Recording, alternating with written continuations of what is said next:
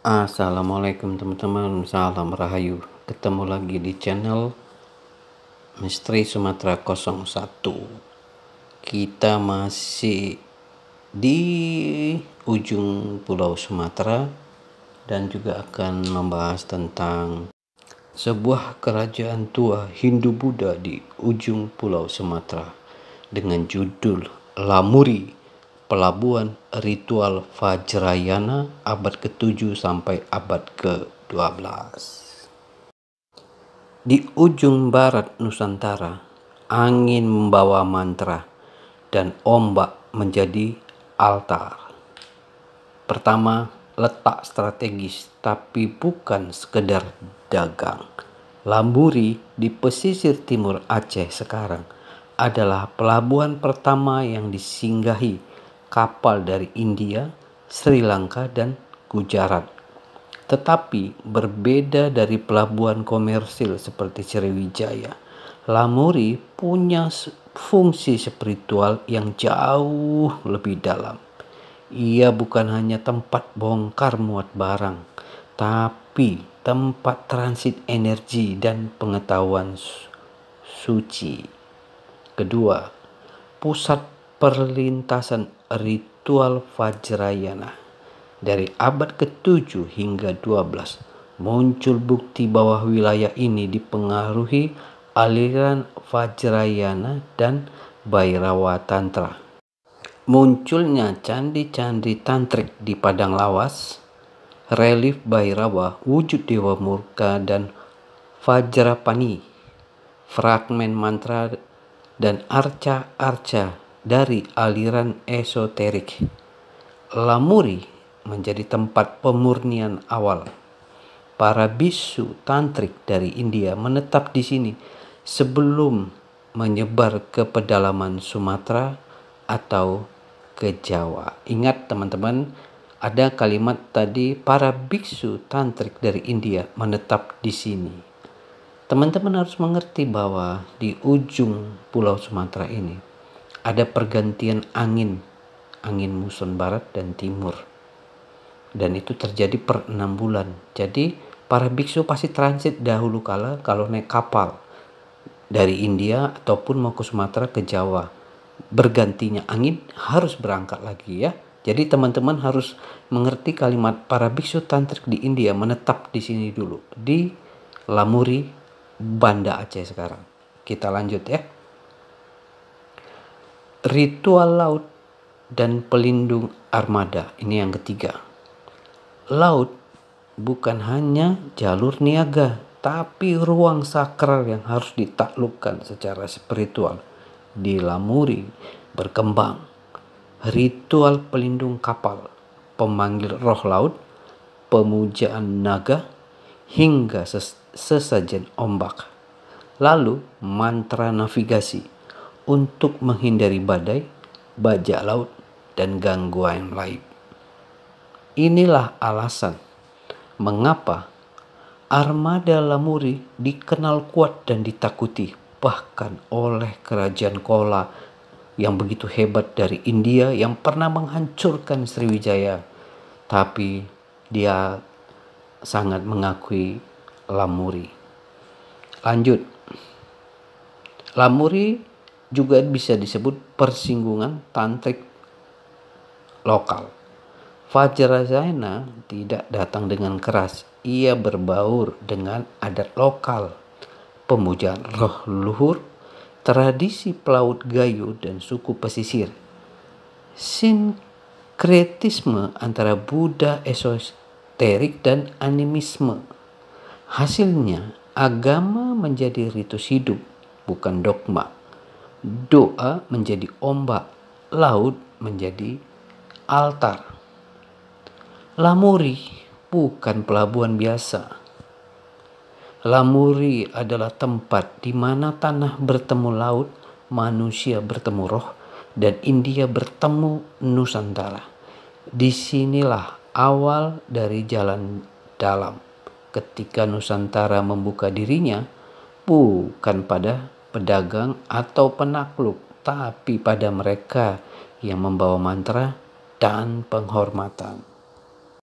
Kalimat ini sangat kuat dan penuh arti, secara puitis, historis, sekaligus spiritual. Ia menangkap hakikat Lamuri sebagai gerbang sakral Nusantara, bukan hanya pelabuhan fisik, tapi portal batin yang hanya terbuka bagi mereka yang datang niat suci, yang biasa disebut gerbang jalan dalam. Sebelum Nusantara disebut Indonesia, sebelum peta membelah lautan dan batas negara ditetapkan, di ujung barat berdirilah Lamuri, tempat di mana tanah bertemu laut, di mana manusia bertemu roh, dan di mana India bertemu Nusantara. Bukan dengan pedang, tapi dengan mantra. Lamuri bukan sekedar pelabuhan. Ia adalah altar terbuka. Kapal tidak hanya datang membawa barang, tapi membawa doa. Para biksu tantrik, pelaut bijak, dan pemuja laut bertemu di sini, membentuk simpul pertama dari apa yang kelak disebut jalan dalam. Di sini Nusantara membuka dirinya, bukan kepada penakluk, bukan kepada saudagar, tapi kepada mereka yang tahu caranya menghormati tanah, laut, dan leluhur.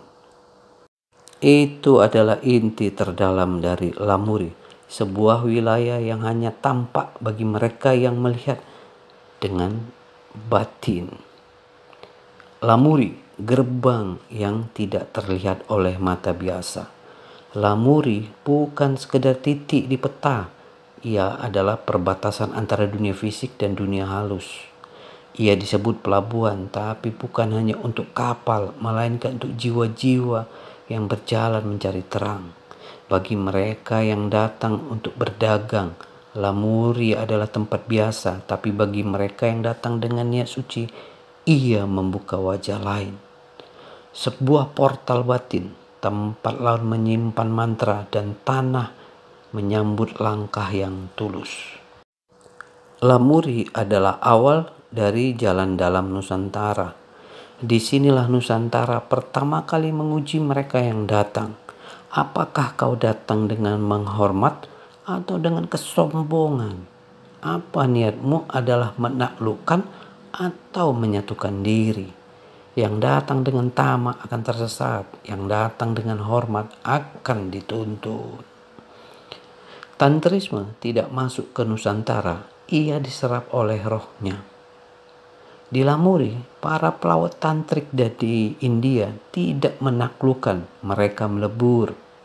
Mereka menyerap bahasa roh lokal, menghormati leluhur pesisir, menyatukan mantra mereka dengan nyanyian angin dan suara gelombang. Disinilah Bhairawa tidak menakutkan tetapi melindungi. Vajrayana tidak mengasingkan tetapi menyatu. Lamuri bukan sekedar awal perdagangan maritim Nusantara.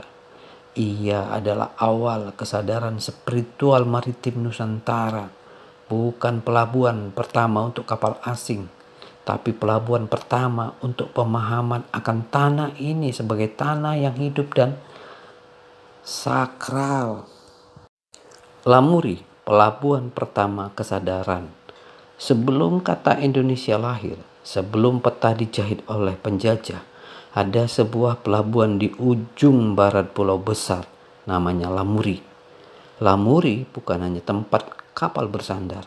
Ia adalah tempat jiwa-jiwa datang untuk menguji dirinya. Ia bukan pelabuhan dagang, tapi pelabuhan pertama untuk pemahaman bahwa tanah ini hidup. Di Lamuri, laut bukan sekedar air. Ia adalah guru. Ia bicara dalam gelombang, menguji niat yang datang dari jauh. Tanah ini tidak pasrah. Ia tidak menanti penjajah. Ia memilih siapa yang layak mendengar napas leluhurnya. Maka bagi mereka yang datang dengan pedang, laut menjadi badai. Bagi mereka yang datang dengan mantra, laut menjadi cahaya. Lamuri bukan pelabuhan untuk barang. Ia adalah pintu masuk ke alam yang hidup, yang hanya terbuka bagi mereka yang membawa hormat bukan hasrat. Terima kasih. Jangan lupa like, komen, dan subscribe. Sampai ketemu di episode berikutnya.